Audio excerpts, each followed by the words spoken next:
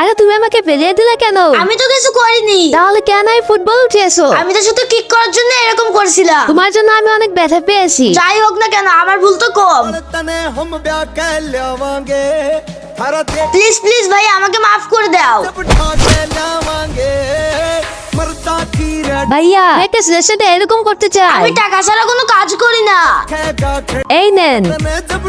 চল ভাই, শুধু শুধু আমাকে এখানে আনছেন কেন? এই কাজটি করার জন্য আমি টাকা পেয়েছি। দাঁড়ান ভাইয়া, একে যেতে দাও। আমি যখন টাকা নিয়েছি, পুরো কাজ করে তারপরে আমি নিরিবিলি হব। কি? প্রথমে অন্যকে মারার জন্য আমাকে টাকা দিস, আর পরে আমাকে মারিস। হ্যাঁ, এবার এখান থেকে চলে যা। আচ্ছা, তুমি আমাকে মার খাওয়াতে চেয়েছিলে। সরি। যদি এই ছবিটাকে মন থেকে ভালোবেসে থাকে, তাহলে ভিডিওটাকে একটা লাইক দিয়ে চ্যানেলটাকে সাবস্ক্রাইব করে দেন।